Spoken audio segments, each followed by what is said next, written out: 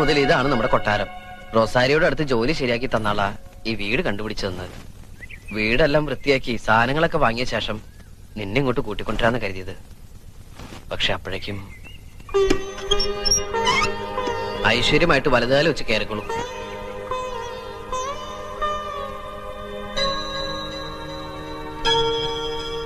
ഈ വീട് നമുക്ക് കിട്ടിയതിന് നമ്മൾ AK ആന്റണിയോട് നന്ദി പറയണം. അതെന്താ? അങ്ങേര് ചാരായ നിർത്തലാക്കിയില്ലെങ്കില് ഈ വീട് നമുക്ക് കിട്ടില്ലായിരുന്നു. പഴയ ചാരായ ഷാപ്പാ. ഇനി വേണം നമുക്കിതൊരു വീടാക്കിയെടുക്കാൻ.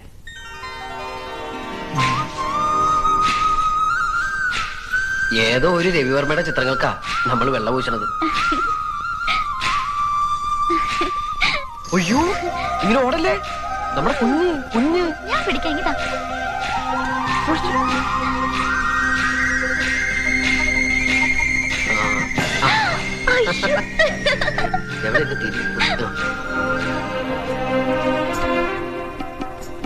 എന്താ അത്താഴം കഴിക്കണില്ലേ? വേണ്ട, നീ കഴിച്ചോ. എനിക്ക് നോയമ്പാ. എന്ത് നോയമ്പ്? തിങ്കളാഴ്ച നോയമ്പ്. അയ്യേ, അത് നല്ല ആണുങ്ങളെ കിട്ടാൻ പെൺകുട്ടികളെ നോക്കണം നോയമ്പാ. ഞാനും അതെ, നല്ല ആൺകുട്ടിയെ കിട്ടാൻ വേണ്ടിയാ നോയമ്പെടുക്കുന്നത്. എല്ലാ തിങ്കളാഴ്ചയും പെൺകുട്ടികൾ നോയമ്പ് നോറ്റ് ഈശ്വരനെ വിളിച്ച് ഇങ്ങനെ കരയുമ്പോ അതിന്റെ ഇടയിൽ ഒരു ആൺകുട്ടിയുടെ ശബ്ദം. അപ്പൊ ദൈവം. അപ്പോ ഞാനാണേ ഓമനക്കുട്ടൻ. എനിക്കൊരു നല്ല ആൺകുട്ടിയെ വേണം. അപ്പൊ മൂപ്പർക്ക് തോന്നും, പാവം എത്ര നല്ല പയ്യൻ, ഇന്നാ പിടിച്ചോ വിശ്വവിഖ്യാതനായ ഒരു നല്ല ഓമനക്കുട്ടൻ. നമ്മൾ രക്ഷപ്പെട്ടില്ല എന്റെ മാലു. അവൻ തിരിയാനും അറിയാനൊക്കെ ശ്രമിക്കണ്ടോ? അതിനൊന്നും സമയമായിട്ടില്ല. ആ, ഇനി അഥവാ തിരിയണോന്ന് പറഞ്ഞാ അവനെ സ്ട്രെയിൻ ചെയ്യിപ്പിക്കണ്ട. നീ ഒന്ന് തിരിഞ്ഞിറങ്ങാ മതി. അതെ, ഇന്നാ നമ്മുടെ മനസ്സമാധാനത്തോടെയുള്ള ആദ്യ രാത്രി. ആദ്യ രാത്രിയാണെന്നും പറഞ്ഞ് ഓർക്കൊളിക്കണ്ട. നേരത്തെ കിടന്നോ. രാവിലെ പത്രപ്രവർത്തനത്തിന് പോണ്ടതല്ലേ.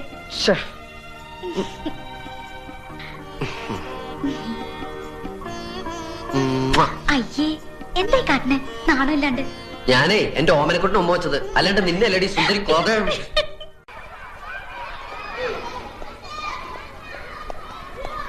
മാഷേ. ആ, ഓമനക്കുട്ടനോ?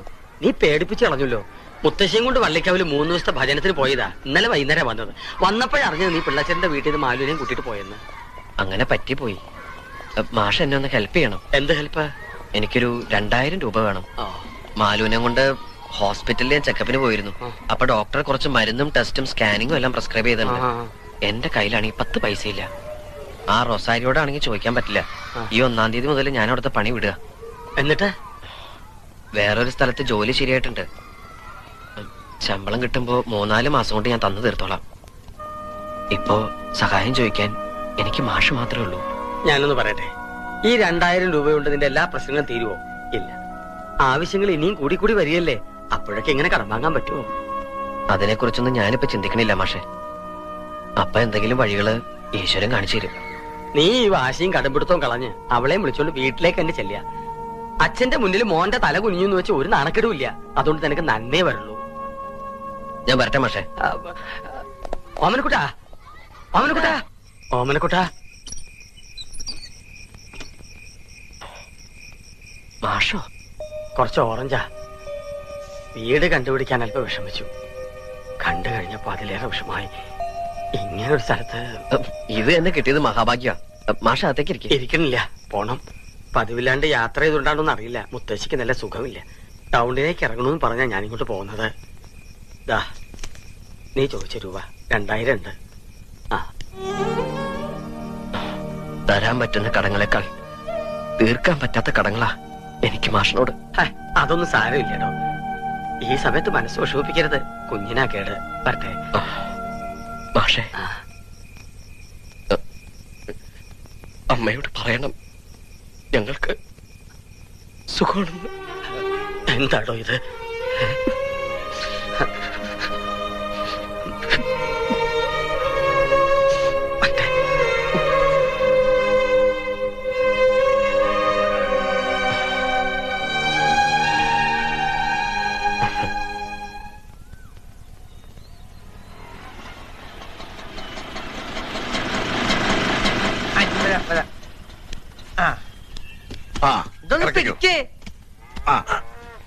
ഇത് വലിയ മതിൽ വെച്ചൂടാ.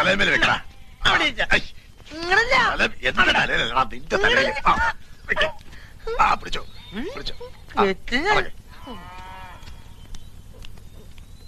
ഓട്ടോ തിരിച്ചിട്ടോ, എന്തും സംഭവിക്കാം. മാലു, ഉച്ചക്കുണ്ണാൻ അരി കുറച്ച് കൂടുതലിട്ടോ. അവിയലും കാളനും ഒക്കെ വെക്കാനുള്ള നേരമുണ്ട്, ഒന്നും കുറയ്ക്കണ്ട. കുഞ്ഞമ്മാവനാണ് നല്ല വിശപ്പും. അവിയോ പോടാ. എന്താ നമസ്കാരം. ഇത് തേങ്ങ, ഇത് കൊല. അപ്പൊ തേങ്ങ കൊല. ഹൈ, കുട്ടാന്റെ തന്താണ മോന്റെ കടന്നില് കുറ്റി മാതിരി വീർത്തിരിക്കണേ. എന്താ തെളിച്ചോ? അതാർക്ക്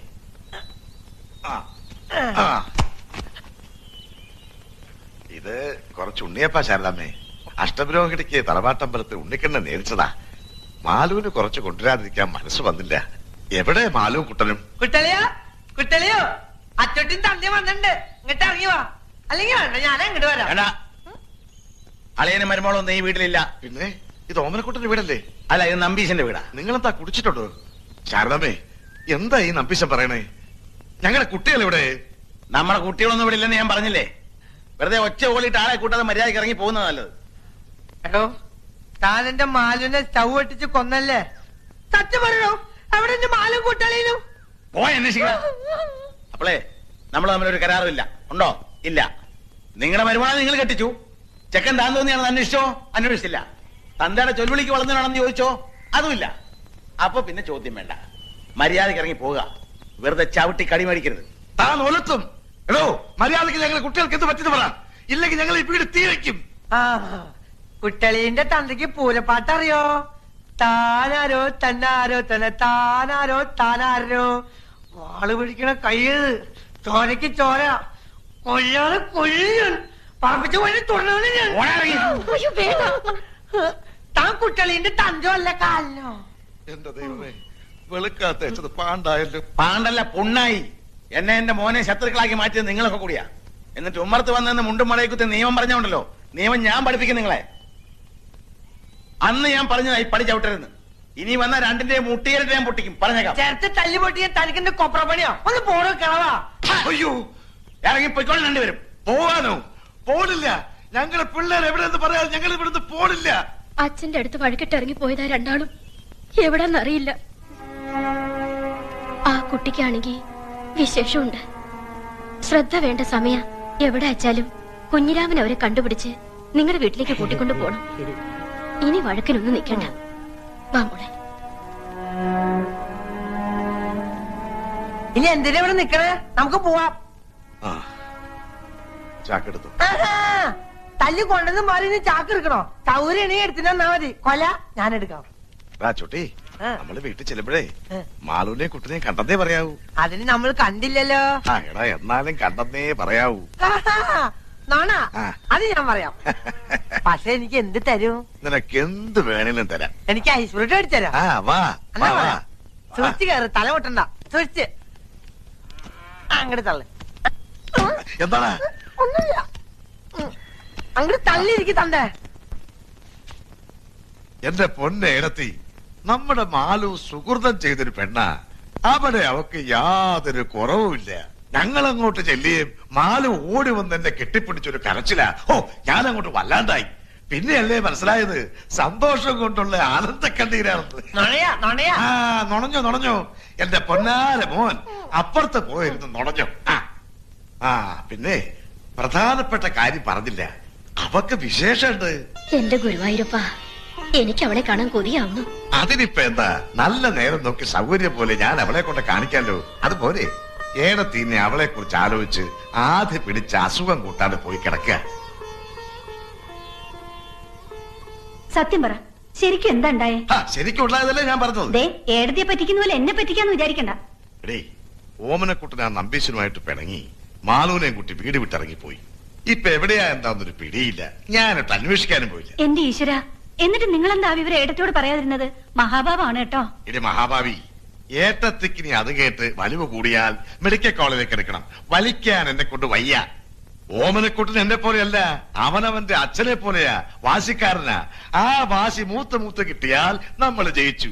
പിന്നെ ഇവിടെയുള്ളതെല്ലാം ശ്രുതിക്കല്ലേ, ശ്രുതിക്കുള്ളതെല്ലാം ഇവക്കല്ലേ. ഇടീ നോക്കി നിൽക്കാതെ ആ പേന എടുത്ത് 4 വരി എഴുതി അവനയക്കേ. അവനക്ക് നോക്കത്താത്ത ദൂരത്തിലല്ലേ. ഇനി വല്ല പട്ടാളക്കാരി അവന്റെ മനസ്സൊന്ന് കയറിയാ പിന്നെ പറഞ്ഞിട്ട് കാര്യമില്ല. ആ ചെല്ല് ചെല്ല്. തണ്ടേ എന്താടാ?